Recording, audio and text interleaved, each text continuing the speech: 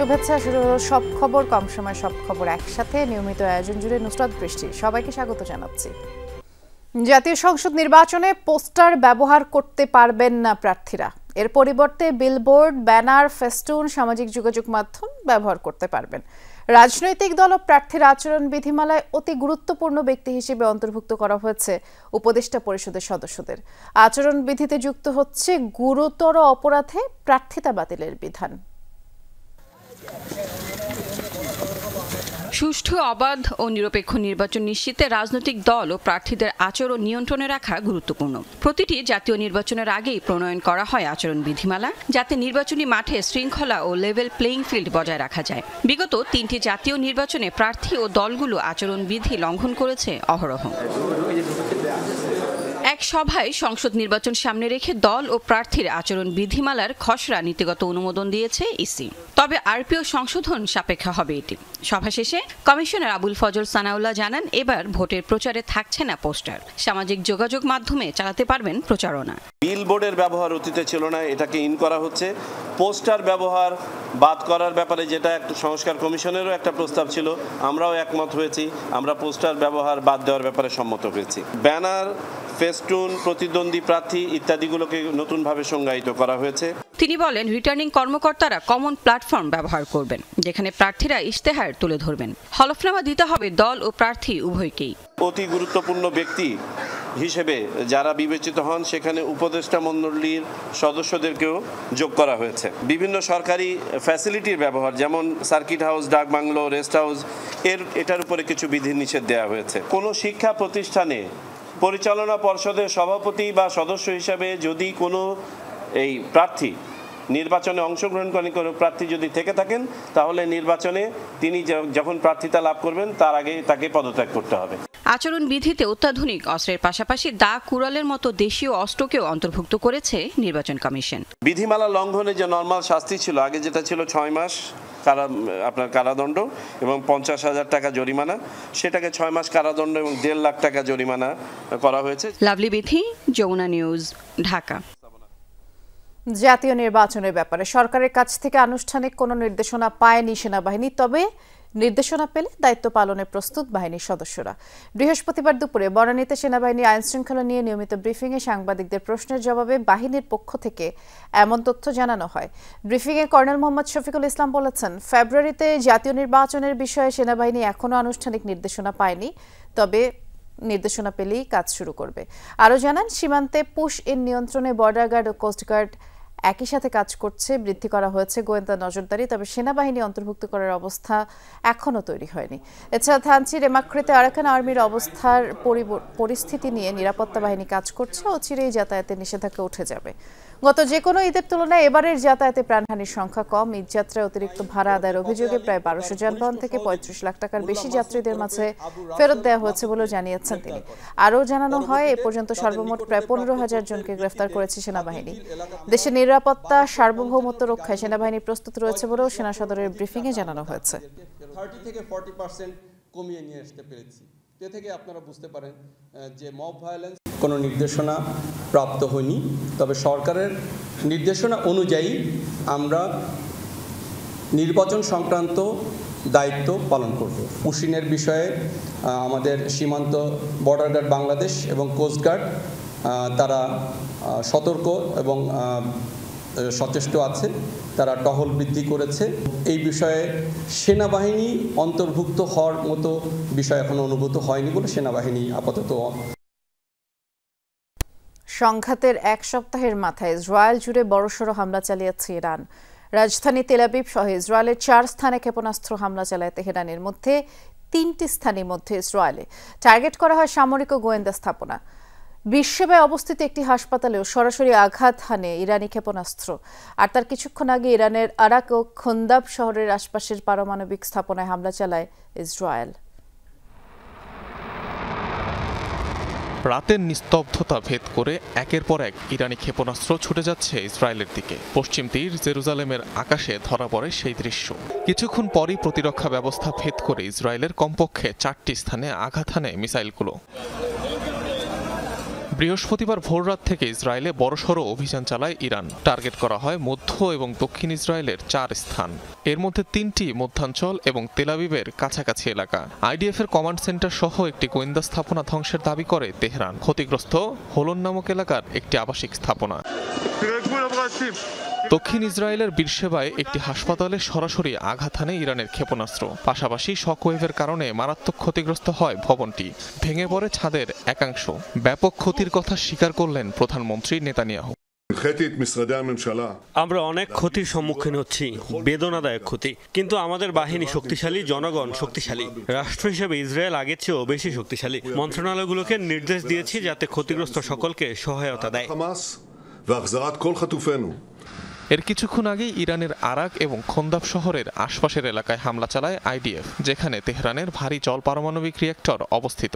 অঞ্চলগুলো খালি করার নির্দেশনার কয়েক ঘন্টার মধ্যেই সেখানে বিমান হামলা চালায় নেতানিয়াহু বাহিনী। এছাড়াও রাতভর ইরানের ইস্পাহান, সিরাজ, কেরমানশাহ প্রদেশের একাধিক স্থানে অভিযান চালায় ইসরায়েল। রাজধানীর পুলিশ হেডকোয়ার্টার্স ধ্বংসের দাবি আইডিএফের। রেড ক্রিসেন্ট সোসাইটির হেডকোয়ার্টার্সেও চলে হামলা। বিস্ফোরণের আওয়াজ পাওয়া গেছে কারাচ শহর ও কাছাকাছি বিমানবন্দরে। অনিক রহমান, যমুনা নিউজ। ইসরায়েলের চলমান অপারেশন রাইজিং লায়নে পর্যন্ত 639 জন নিহত হয়েছে, 1320 জনের বেশি আহত হয়েছে।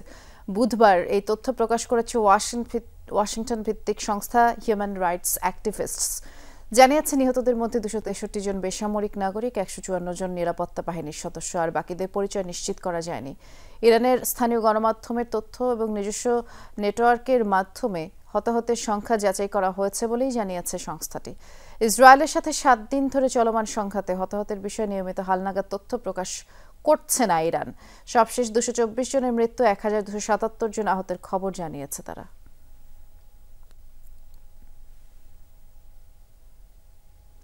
ইরানের সর্বোচ্চ নেতা আয়াতুল্লাহ আলী খামেনিকে হত্যার হুমকি দিয়েছে ইসরায়েলি প্রতিরক্ষা মন্ত্রী ইসরায়েল কাটস। বৃহস্পতিবার ইসরায়েলের দক্ষিণাঞ্চলের সোরোকা মেডিকেল হাসপাতালে ইরানের মিসাইল হামলার পর সাংবাদিকদের কথা বলেছেন তিনি।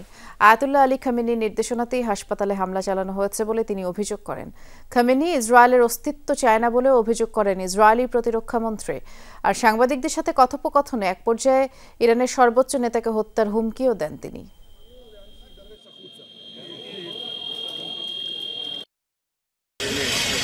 খামেনি প্রকাশ্যে ঘোষণা দিয়েছেন তিনি ইসরায়েলের ধ্বংস দেখতে চান। এই হাসপাতালে হামলার নির্দেশ তিনি নিজেই দিয়েছেন। এই ব্যক্তিকে আর বেঁচে থাকতে দেয়া যাবে না।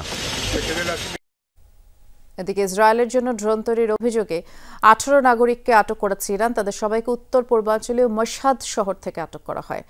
আইআরজিসির এক বিবৃতির বরাতে বিষয়টি জানিয়েছে দেশটির গণমাধ্যম ইরান ইন্টারন্যাশনাল। আটককৃতদের বিরুদ্ধে ইসরায়েলের জন্য ড্রোনের নকশা তৈরি এবং উৎপাদনের অভিযোগ এনেছে আইআরজিসি। স্থানীয় ওয়ার্কশপের আড়ালে তারা নজরদারি ও আত্মঘাতী ড্রোন তৈরি করছিল বলেও জানায় গণমাধ্যমটি। তেল আবিবের সাথে সংঘাত শুরুর পর বেশ কয়েকজন মোসাদ এজেন্টকেও আটক করে ইরানি কর্তৃপক্ষ। ইরানে যুক্তরাষ্ট্রের হামলা পরিকল্পনায় অনুমোদন দিয়েছেন মার্কিন প্রেসিডেন্ট ডোনাল্ড ট্রাম্প, কিন্তু এখনই হামলার চূড়ান্ত নির্দেশ আসছে না। গোপন সূত্রের বরাতে এই তথ্যটি জানিয়েছে মার্কিন সংবাদ মাধ্যম দি ওয়াল স্ট্রিট জার্নাল। বলা হয়, মঙ্গলবার সিদ্ধান্তের বিষয়ে শীর্ষ কর্মকর্তাদের অবগত করেন ট্রাম্প। ইরান তাদের পারমাণবিক কর্মসূচি থেকে বেরিয়ে আসে কিনা তা শেষ পর্যন্ত দেখতেই অপেক্ষা করছেন ডোনাল্ড ট্রাম্প। প্রতিবেদনে আরও বলা হয়, সম্ভাব্য হামলার মূল টার্গেট হিসেবে রয়েছে ইরানের অতি সুরক্ষিত ফোর্দো পারমাণবিক কেন্দ্র।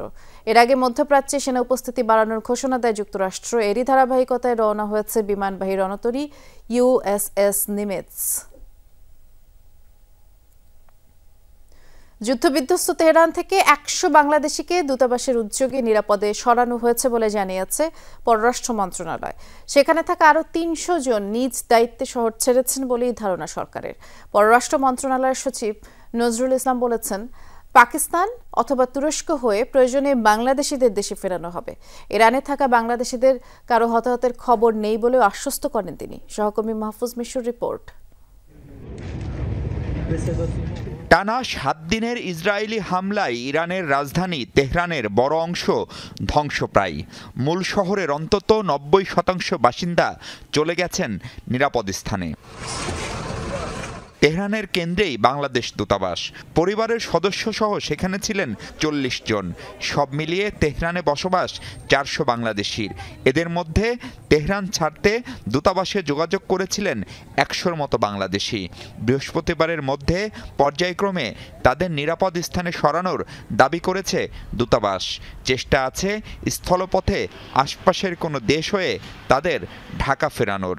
দূতাবাসের পক্ষ থেকে সহায়তা করা হচ্ছে এবং তারা এক জায়গায় সকলে নেই, বিভিন্ন জায়গায়, যেহেতু Tehran itself is a big city, তো তাদের সুবিধাজনক জায়গায় তারা চলে গেছে এবং দূতাবাস তাদের সাথে যোগাযোগ রেখে তাদের ওখান থেকে সরিয়ে তৃতীয় কোনো দেশের মাধ্যমে বাংলাদেশে ফেরত আনার প্রক্রিয়া আমরা শুরু করেছি।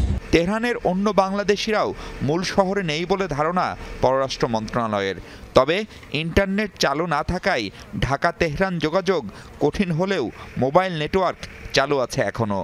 আর পশ্চিমা নানা নিষেধাজ্ঞায় বাংলাদেশি দূতাবাসের অর্থ সংকটও আছে। এত কিছুর মধ্যেও প্রয়োজনীয় অর্থ ঢাকা ও আশপাশের দেশ থেকে পাঠানোর কথা জানিয়েছে পররাষ্ট্র মন্ত্রণালয়। আমাদের একজন অফিসার, সে ঢাকায় আসছিল, সে ফিরে যাচ্ছে তেহরানে, তো তাকে দিয়েও আমরা কিছু ক্যাশ টাকা পাঠানোর ব্যবস্থা করেছি এবং আমাদের কিছু বন্ধু প্রতিম দেশ, তাদের কাছ থেকেও হয়তো আমরা সহায়তা নিয়ে ব্যবস্থা নিব। পররাষ্ট্র মন্ত্রণালয়ের দাবি, ইরানে থাকা 2000 বাংলাদেশির সবাই এখনও সুস্থ।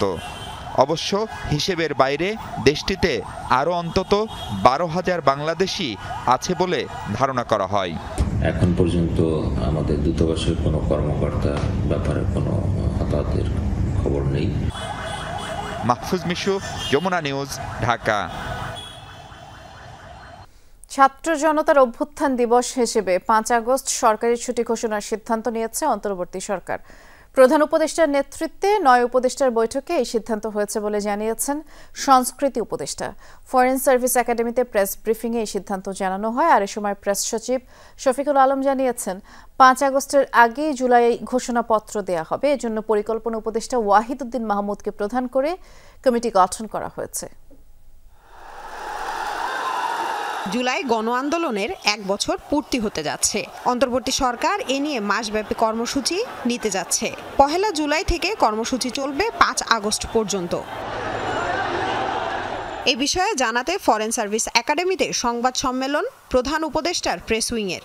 সেখানে জানানো হয় 5 আগস্ট ছাত্র জনতার অভ্যুত্থানের দিনে সরকারি ছুটি ঘোষণার সিদ্ধান্ত। জুলাইয়ের 1 তারিখ থেকে আমাদের কর্মসূচি শুরু হবে, কিন্তু মূল ইভেন্ট কিক অফ হবে জুলাইয়ের 14 তারিখ থেকে এবং এটা চলবে 5 আগস্ট পর্যন্ত।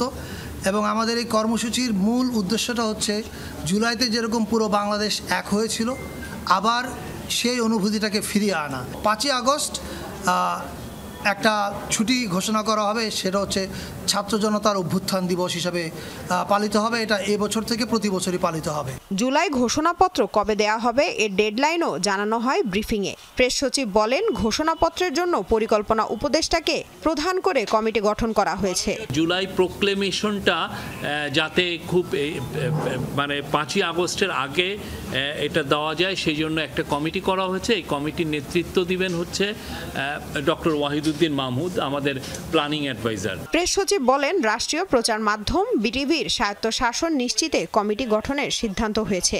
এর প্রধান হবেন শিক্ষা উপদেষ্টা অধ্যাপক সিআর আবরার। এছাড়া রাজনৈতিক সংশ্লিষ্টতার উপর ভিত্তি করে আর কোনো বেসরকারি টিভি চ্যানেলকে লাইসেন্স দেওয়ার প্রক্রিয়াও বন্ধ করতে যাচ্ছে সরকার।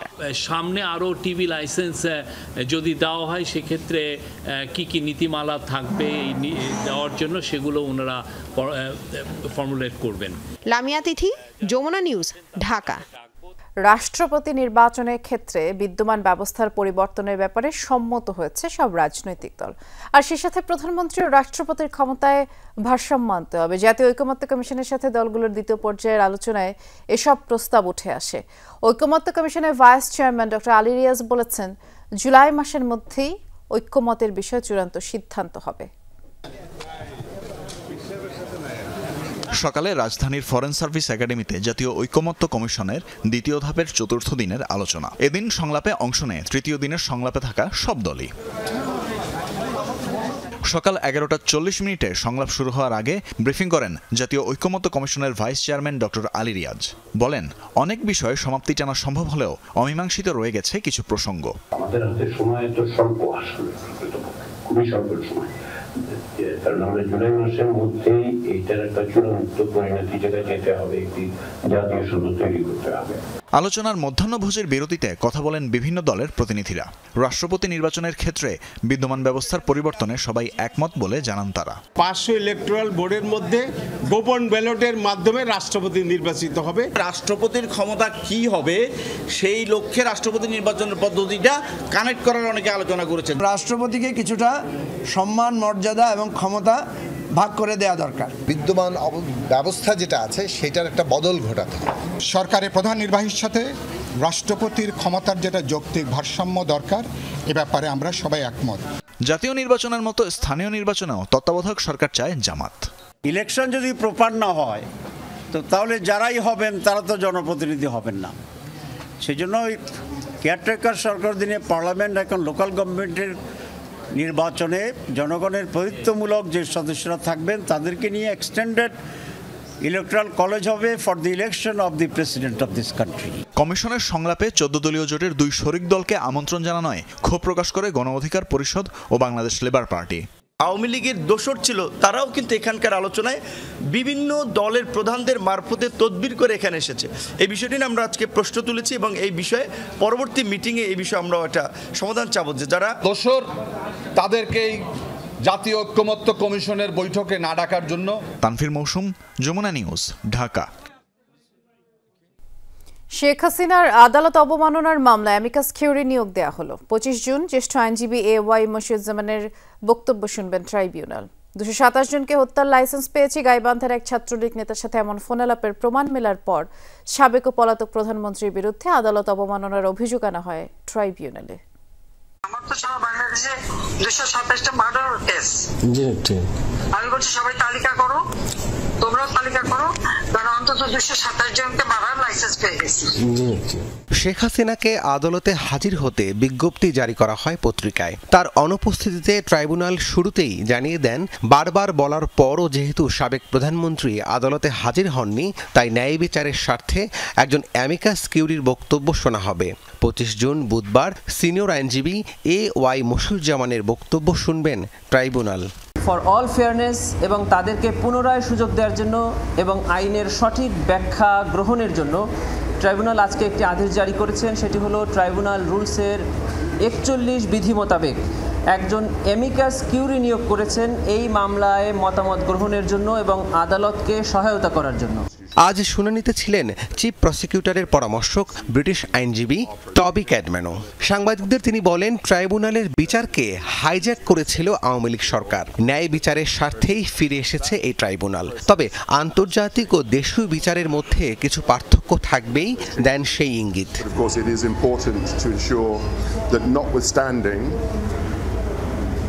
The manner in which these cases are being dealt with and will be dealt with will be in accordance with the highest international standards, because this process is too important. ট্রাইব্যুনালের আজকের আদেশের মধ্য দিয়ে নিশ্চিত হলো, বিচারের প্রতিটি পর্যায়েই রাষ্ট্রনিযুক্ত আইনজীবী পাবেন শেখ হাসিনা। রাব্বি সিদ্দিকী, যমুনা নিউজ, ঢাকা। গুমের তদন্ত করতে গিয়ে 253 ঘটনার অকাট্য প্রমাণ পেয়েছে গুম সংক্রান্ত তদন্ত কমিশন। এ পর্যন্ত অভিযোগ জমা হয়েছে 1850টি। এর মধ্যে এখনও নিখোঁজ 132 জনের নামের তালিকা পুলিশ সদর দপ্তরে পাঠিয়েছে কমিশন। এক সংবাদ সম্মেলনে তথ্য জানান কমিশন সভাপতি।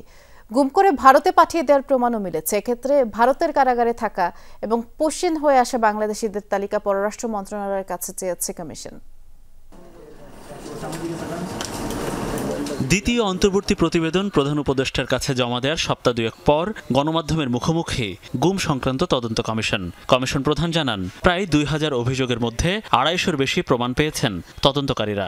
বলা হয়, গুম হওয়া ব্যক্তিদের পরিণতি হতো 4 ধরনের। তাকে হত্যা করা হয়, বা 2 তাকে বিচারের আগেই মিডিয়ার সামনে উপস্থাপন করে সাধারণত জঙ্গি তকমা দিয়ে বাংলাদেশেই বিচারাধীন বা নতুন ফৌজদারি মামলায় গ্রেফতার দেখানো হয়, বা ৩ তাকে সীমান্ত পাড়ি দিয়ে ভারতে পাঠিয়ে দিয়ে ভারতের আইন শৃঙ্খলা রক্ষাকারী বাহিনীর মাধ্যমে গ্রেফতারের ব্যবস্থা করা হয়। কমিশন সদস্যরা জানান, যেসব কর্মকর্তারা গুমের সাথে জড়িত তারা ভুক্তভোগীদের এখনও হুমকি দিচ্ছেন। কমিশন বলছে, অপরাধীরা যতদিন চাকরিতে থাকবে, ভুক্তভোগীরা ততদিন নিরাপত্তাহীনতায় থাকবে। এখনও যারা পারপিট্রেটরস অফ এনফোর্সড ডিসঅ্যাপিয়ারেন্সেস তারা এখন ওদেরকে থ্রেট করতেছে, এবং যে থ্রেট করছে সে আমাদের কাছে অডিও রেকর্ডও আছে। আগে যারা গুমের সাথে জড়িত ছিল তারা এখনো পদবিতে আছে বা ক্ষমতায় আছে, তাদেরকে কি করবে বা কি করবে না সেটা সরকারের ব্যাপার। কোনো গুমের সাথে সেনাবাহিনীর সদস্যরা জড়িত না। জাতিসংঘকে দেয়া ঊর্ধ্বতন সেনা কর্মকর্তাদের এমন বক্তব্যে প্রতিক্রিয়াও জানিয়েছে কমিশন। সাবেক সেনা প্রধান, আপনারা জানেন, তিনি পাবলিক স্টেটমেন্ট করেছেন যে 2 জন সেনা সদস্য তার কাছে আশ্রয় চেয়েছেন এই ধরনের কর্ম থেকে, তারা যেহেতু এই ধরনের কাজগুলির সাথে যুক্ত হতে চান না। এই স্টেটমেন্ট দেওয়ার পরে তারা জানতো না, এই কথা বলার সুযোগ নাই, তারা অফিসিয়ালি ইনভলভ ছিল না, বাট তারা জানতো না এটা বলার সুযোগ নেই। গুমের শিকার যারা ভারতে রয়েছে তাদের ব্যাপারে কমিশনের তৎপরতার কথা জানান সদস্যরা। ভারতীয় কারাগারে কতজন বাংলাদেশি বন্দী আছে সেটার তালিকা পররাষ্ট্র মন্ত্রণালয়ের মাধ্যমে চেয়েছি। বিভিন্ন সীমান্ত দিয়ে বাংলাদেশিদেরকে পুশিং করা হচ্ছে, সেই জায়গায় কোনো বাংলাদেশি যারা গুমের শিকার ভিকটিম তারা আছেন কিনা। আগামী ডিসেম্বরে কমিশন তাদের সবশেষ তদন্ত প্রতিবেদন দিতে পারে বলে ইঙ্গিত দেয়। মনিরুল ইসলাম, যমুনা নিউজ, ঢাকা। চাকরি সংশোধন অধ্যাদেশ বাতিলে 48 ঘন্টা সময় বেঁধে দিয়েছে সচিবালয় কর্মকর্তা কর্মচারী ঐক্য ফোরাম। আগামী শনিবারের মধ্যে অধ্যাদেশ বাতিল করা না হলে দেশব্যাপী বৃহত্তর কর্মসূচি পালনের ঘোষণা দিয়েছে ফোরাম নেতারা। বৃহস্পতিবার সচিবালয়ের 4 নম্বর ভবনের সামনে বিক্ষোভ মিছিল সমাবেশ করে সচিবালয় কর্মকর্তা কর্মচারীরা। সকাল 11টার দিকে সচিবালয়ের বিভিন্ন ভবন থেকে মিছিল নিয়ে কর্মকর্তা কর্মচারীরা সমাবেশে যোগ দেন। আর এ সময় তারা অধ্যাদেশকে অবৈধ কালো আইন উল্লেখ করে এটি কিছুতেই মানবেন না বলে স্লোগান দেন। আর যতদিন দাবি আদায় না হবে আন্দোলন অব্যাহত থাকবে বলেও জানান তারা। অধ্যাদেশ বাতিল না করলে রোববার সচিবালয় অর্থ মন্ত্রণালয়ের সামনে অবস্থান কর্মসূচি পালনেরও ঘোষণা দেয় ঐক্য ফোরাম নেতারা। যতক্ষণ পর্যন্ত এই অধ্যাদেশ বাতিল না হবে ততক্ষণ পর্যন্ত আমাদের ঐক্য অটুট থাকবে। আমাদের জায়গা সংকুলন না হলে যদি সচিবালয় ব্লক হয়ে যাক, আমাদের কোনো আপত্তি থাকবে না। আমরা চাচ্ছি যে আগামী 48 ঘন্টার মধ্যে সরকার আমাদেরকে আশার বাণী শোনাবেন যে এই কালো আইন বাতিল করা হয়েছে। এর মধ্যে যদি বাতিল না হয়ে থাকে তাহলে আমরা আগামী রবিবার বেলা 11টায় অর্থ মন্ত্রণালয়ের সামনে ব্লকেট কর্মসূচি পালন করব। যেভাবে দক্ষিণ সিটির নাগরিক সেবা বাধাগ্রস্ত করা হচ্ছে এতে আর চুপ থাকার পরিস্থিতি নেই বলে মন্তব্য করলেন এলজিআরডি উপদেষ্টা আসিফ মাহমুদ। জানিয়েছেন সরকারের উচ্চ পর্যায়ে নিয়ে আলোচনা হচ্ছে, শিগগিরই ব্যবস্থা নেওয়া হবে। 44টি উপজেলায় আধুনিক পাবলিক লাইব্রেরি নির্মাণ কাজের ভিত্তিপ্রস্তর অনলাইনে উদ্বোধন শেষে সচিবালয়ে কথা বলেছেন আসিফ। অভিযোগ করেন দক্ষিণ সিটিতে ডেঙ্গু প্রতিরোধ সহ নাগরিক সেবা নিয়ে সমস্যা হচ্ছে, তারপরও নাগরিক সেবা দেওয়ার চেষ্টা করছে মন্ত্রণালয়। ডেঙ্গু প্রতিরোধেও মন্ত্রণালয় কাজ করছে, মানুষকে সচেতন হতে হবে। আর ইশরাক হোসেনকে শপথ পড়ানো নিয়ে সংকটের জেরে দীর্ঘদিন ডিএসসিসির কার্যক্রম স্থবির। যেভাবে নাগরিক সেবা আসলে ডেডলকের দিকে যাচ্ছে এই বিষয়ে আর আসলে চুপ থাকার মতো পরিবেশ পরিস্থিতি নেই, এবং সরকারের উচ্চ পর্যায়ে এটা নিয়ে কনসার্ন আছে। সেখানে আলোচনার ভিত্তিতে যেটা সিদ্ধান্ত আসে আমি সেটাই বাস্তবায়ন করছি। যখন রাজনৈতিক দলগুলোর সাথে আমরা সৌহার্দ্যপূর্ণ সম্পর্কের কথা বলি এবং সেটা রক্ষা করতে গেলে দায়িত্বশীল আচরণ আসলে প্রত্যেকের থেকেই প্রত্যাশিত। পুলিশ বাহিনীর চাকরিচ্যুত এক সদস্যই র্যাব পরিচয়ে উত্তরায় কোটি টাকা ডাকাতির ঘটনার মূল হোতা বলে জানানো হয়েছে পুলিশের পক্ষ থেকেই। দিনে দুপুরে এই ডাকাতির ঘটনায় 5 জনকে গ্রেফতারের পাশাপাশি এখন পর্যন্ত 34 লাখ টাকা উদ্ধার করা হয়েছে। আর ডাকাতির ঘটনায় আটককৃতদের মাঝে সেনাবাহিনীর অবসরপ্রাপ্ত এক সদস্য রয়েছে।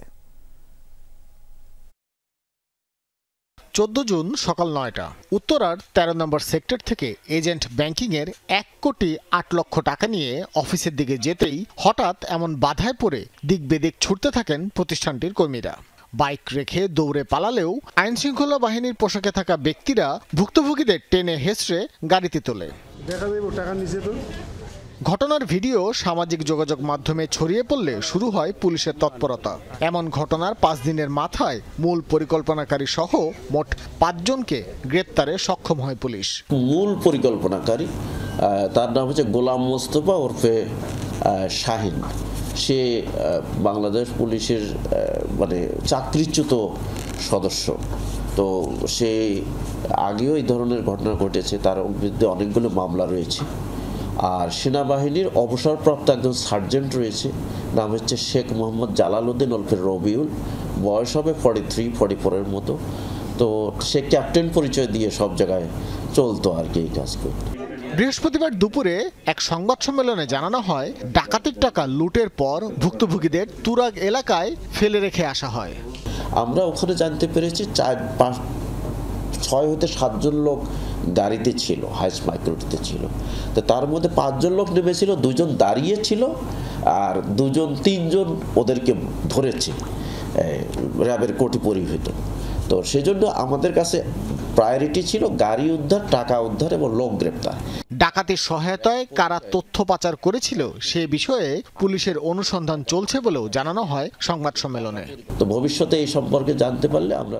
ভাস্কর ভাদুরী, যমুনা নিউজ, ঢাকা। পদ্মা নদীতে কোনো কাটার মেশিন থাকতে পারবে না বলে মন্তব্য করেছেন নৌ পরিবহন উপদেষ্টা অবসরপ্রাপ্ত brigadier general doctor Sakhawat Hossain. দুপুরে মুন্সিগঞ্জের লৌহজংয়ের শিমুলিয়া ঘাটের বিআইডব্লিউটি এর ড্রেজিং ট্রেনিং ইনস্টিটিউট কার্যক্রম পরিদর্শন করেন তিনি, আর বলেন ড্রেজিং ইনস্টিটিউশনের প্রতি গুরুত্ব আরোপ করা হচ্ছে, সেখান থেকে প্রশিক্ষণ নিয়ে দেশসহ উন্নত বিশ্বে কাজের সুযোগ তৈরি হবে। আর নদীর পার বিউটিফিকেশনের জন্য বিআইডব্লিউটিএকে আরও বেশি জনসম্পৃক্ততায় উদ্যোগী হতে হবে বলেও মন্তব্য করেন নৌ পরিবহন উপদেষ্টা। এই সভায় বিআইডব্লিউটি এর কর্মকর্তারা কন্টেইনার পোর্ট ও ইকো পোর্ট সহ কয়েকটি প্রস্তাবনা তুলে ধরেন উপদেষ্টা সাখাওয়াত হোসেনের কাছে। বিআইডব্লিউটিএ একটা পার্সপেক্টিভ প্ল্যান তৈরি করে, আইদার ইন্টিগ্রেটেড, তবে ইন্টিগ্রেটেড ডিফিকাল্ট হবে শুরু করাতে। আমরা প্রথমে ড্রেজিং এর একটা ইনস্টিটিউট করবো, এটা করবো। আর ঘাটটা, এই দুটা জিনিস খুব ইম্পর্টেন্ট। থার্ড হচ্ছে যে পোর্টে তো অলরেডি দেখলাম যে অলরেডি ব্লুপ্রিন্ট আছে, প্ল্যান আছে, এটাকে এখন আমার মনে হয় প্ল্যান আকারে আমরা বের করতে পারবো। বিচার বিভাগের জন্য পৃথক সচিবালয়ের বিষয়ে আগামী 22 জন টার্নিং পয়েন্ট হয়ে থাকতে পারে বলে জানিয়েছেন প্রধান বিচারপতি ডক্টর সৈয়দ রেফাত আহমেদ। দুপুরে সুপ্রিম কোর্টে এনএক্স কোর্ট বিল্ডিং পরিদর্শনে গিয়ে তিনি বলেন, বার অ্যাসোসিয়েশনের আবেদনের প্রেক্ষিতে সুপ্রিম কোর্টের বিজয় 71 ভবনের কয়েকটি আদালত স্থানান্তর করা হবে। এসব কোর্ট এনএক্স ভবনে স্থানান্তরের কাজ চলছে, আর আগামী 22 জুন প্রধান উপদেষ্টার সুপ্রিম কোর্টের একটি অনুষ্ঠানে যোগ দেওয়ার কথা রয়েছে, সেখানে এই পৃথক সচিবালয়ের ঘোষণা আসতে পারে। এতটুকু আশা করতে পারেন যে আমি যা বলে এসেছি সারা দেশে গত 7-8 মাস ধরে, সেই বক্তব্য আরো জোরালোভাবে আমি নিজে রাখবো, এটুকু আশা করতে। তাহলে আমরা একটা গ্লান্স যদি বলি তাহলে যে 22 তারিখ বিচার বিভাগের টার্নিং পয়েন্ট, আমি ব্যক্তিগতভাবে প্রাতিষ্ঠানিকভাবে সেটাই আমি মনে করি, এবং আমার যা করণীয়, আমার যে বক্তব্য রাখা, সেটা আমি আরো জোরালোভাবে রাখবো। স্ট্যামফোর্ড ইউনিভার্সিটিতে শুরু হয়েছে admission week summer 2025। Admission week সামারের উদ্বোধন করেন স্ট্যামফোর্ড ইউনিভার্সিটি বাংলাদেশের বোর্ড অব ট্রাস্টিজের চেয়ারম্যান ডক্টর ফারাহনাজ ফিরোজ। এছাড়া আরও উপস্থিত ছিলেন বিভিন্ন অনুষদের ডিন, বিভিন্ন বিভাগের চেয়ারম্যান ও কর্মকর্তা কর্মচারীরা। আজ থেকে 29টি স্নাতক ও স্নাতকোত্তর প্রোগ্রামে 5টি অনুষদের অধীনে 14টি বিভাগে ভর্তি শুরু হয়েছে। আর এই বিশেষ অ্যাডমিশন উইকে থাকছে ভর্তি ফিতে 50% ডিসকাউন্ট, প্রথম সেমেস্টার টিউশন ফিতে 10% ওয়েভার।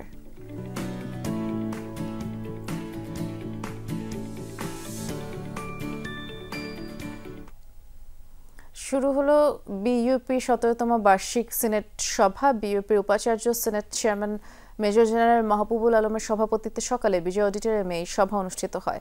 সভায় 17তম বার্ষিক প্রতিবেদন অনুমোদিত হয়। এতে শিক্ষার্থীদের মানসম্মত কারিকুলাম, শিক্ষা পরিবেশ, বৈচিত্র্যময় সাংস্কৃতিক সান্নিধ্যের উপরে গুরুত্ব দেওয়া হয়। একই সাথে বিইউপিতে বিদেশি শিক্ষার্থী ভর্তির প্রয়োজনীয় পদক্ষেপ নেওয়ার বিষয়ে আলোচনা হচ্ছে। এই অনুষ্ঠানে উপস্থিত ছিলেন বিভিন্ন মন্ত্রণালয়ের সচিব, বাংলাদেশ সশস্ত্র বাহিনীর উচ্চপদস্থ কর্মকর্তা, বিইউপির উচ্চপদস্থ কর্মকর্তারা। গল টেস্টে মিরাজকে মিস করছেন শামীম আশরাফ চৌধুরী। মুশফিকের কাছ থেকে বাকিদের শেখার আছে বললেন বাংলাদেশের এই ধারাভাষ্যকার। সংক্ষিপ্ত ফরম্যাটে ভালো করলেও রিশাদকে টেস্টে দেখতে চান তিনি। এই ধরনের গরমে, এই ধরনের হিউমিডিটিতে প্রতিটা বোলারকে কিছুক্ষণ বিশ্রাম দিতে হয়। সেই বিশ্রাম দেওয়ার সুযোগটাও কমে আসছে যেহেতু একজন বোলার শর্ট। এবং মিরাজ তো গত টেস্ট ম্যাচে সেঞ্চুরি, 5 উইকেট হোল, ইনফর্ম একজন খেলোয়াড়, তাকে দলে না পাওয়া দুর্ভাগ্যবশত অসুস্থতার কারণে যখন সময় দেয়া যায় একটা ইনিংসে, বিশেষ করে টেস্ট ম্যাচে, সেই জায়গাটা সদ্ব্যবহার করার জন্য মুশফিকুর রহিমের বিকল্প নেই এবং তার কাছ থেকে অনেক কিছু শিক্ষণীয় আছে। আবারও বিগ ব্যাশে দল পেলেন tiger leg spinner Rishad Hossain. Australia টি20-র এই আসরে তাকে দলে নিয়েছে হোবার্ট হ্যারিকেন্স। বিগ ব্যাশের সবশেষ মৌসুমেও রিশাদকে নিয়েছিল দলটি, কিন্তু উইন্ডিজ সফরের কারণে এনওসি না মেলায় রিশাদের খেলা হয়নি। যদিও এই আসরে প্রথমবারের মতো চ্যাম্পিয়ন শিরোপা জেতে হোবার্ট হ্যারিকেন্স। চলতি নিলামের 13 নম্বর ডাকে রিশাদকে নিলামে নিয়েছে বিগ ব্যাশের বর্তমান চ্যাম্পিয়নরা। তবে ড্রাফটে নাম লেখানো বাকি 10 বাংলাদেশি ক্রিকেটারের বিষয়ে কোনো দল আগ্রহ দেখায়নি। এর ফলে অবিকৃত থেকেছেন মুস্তাফিজ, মিরাজ, তানজিম, তানজিদ, শামীম, তাইজুল হাসান, সৌম্য, হৃদয়। আগামী 21 ডিসেম্বর বিগ ব্যাশের এবারের আসর শুরু হবে। রোহিঙ্গা সংকটের সমাধানে মিয়ানমারের সাথে কূটনৈতিক তৎপরতা বাড়ানোর তাগিদ দিয়েছেন বিশেষজ্ঞরা। আর সেই সাথে এই ইস্যুতে জাতীয় ঐক্য না হলে বাংলাদেশকে চরমভাবে ভুগতে হবে বলেও সতর্ক করেন তারা। সকালে জাতীয় প্রেস ক্লাবে নীতি গবেষণা কেন্দ্র আয়োজিত সেমিনারে মিয়ানমারে বাংলাদেশের সাবেক রাষ্ট্রদূত সুফিউর রহমান আরও বলেছেন, রোহিঙ্গা জনগোষ্ঠী নিয়ে মিয়ানমারের অভ্যন্তরে প্রবল ঘৃণা আর অবিশ্বাস এখনও বিদ্যমান। তবে এর পেছনে কেবল রাজনৈতিক বা ধর্মীয় নয়, সামাজিক অনেক কারণও কাজ করে। আর সেই সাথে বাংলাদেশ ও এদেশের মানুষ নিয়ে দেশটির জনসাধারণের মনোভাব ভয়াবহ নেতিবাচক। এসব সংকট দূর করে দুই দেশের মানুষের মধ্যে অনাস্থা, অবিশ্বাস দূর করতে না পারলে ভুগতে হবে বলে আশঙ্কা করেন তারা। আর অন্যান্যর মধ্যে ব্রিগেডিয়ার জেনারেল অবসরপ্রাপ্ত মোহাম্মদ হাসান নাসির, রাষ্ট্রবিজ্ঞানী অধ্যাপক দিলারা চৌধুরী, অধ্যাপক মাহবুবুল হক ও সাংবাদিক পরমিল পালমা বক্তব্য রাখেন। তারা দুদেশের জনগণের সমর্থন পেলেই কেবল রাখাইনে করিডোর দেওয়া যেতে পারে বলে মন্তব্য করেন। আড়িয়াল বিলকে রক্ষায় প্রয়োজনীয় বিশেষ এলাকা ঘোষণা করা হবে বলে জানিয়েছেন পরিবেশ, বন, জলবায়ু পরিবর্তন বিষয়ক উপদেষ্টা সৈয়দা রিজওয়ানা হাসান। দুপুরে রাজধানীর পানি ভবনে আড়িয়াল বিল নিয়ে আয়োজিত এক কর্মশালায় তিনি জানিয়েছেন, বিলের পার্শ্ববর্তী যেসব খালে বাঁধ দিয়ে মাছ চাষ করা হচ্ছে সেসব প্রতিবন্ধকতা দূর করা হবে। আর অনুষ্ঠানে স্বরাষ্ট্র উপদেষ্টা বলেছেন, জীববৈচিত্র্যে ভরপুর আড়িয়াল বিল রক্ষায় সমন্বিত উদ্যোগ গ্রহণ করার কোনো বিকল্প নেই। শিল্প উপদেষ্টা আদিলুর রহমান খান বলেছেন, পরিবেশ রক্ষা করে আড়িয়াল বিলকে আগের অবস্থায় ফিরিয়ে আনতে কাজ করতে হবে।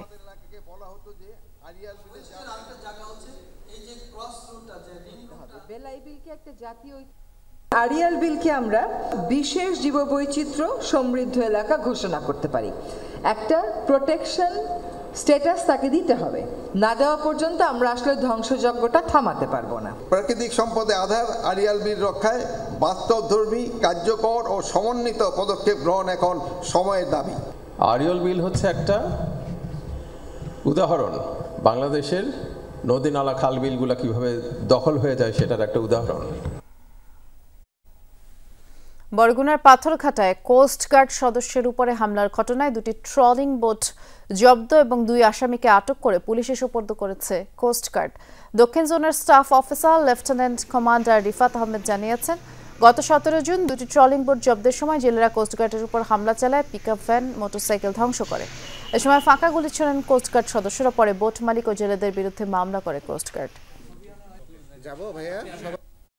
দেশের সামুদ্রিক মৎস্য সম্পদ রক্ষা ও আইন শৃঙ্খলা পরিস্থিতি স্থিতিশীল রাখতে বাংলাদেশ কোস্টগার্ড 24 ঘন্টা টহল ও নজরদারি অব্যাহত রেখেছে।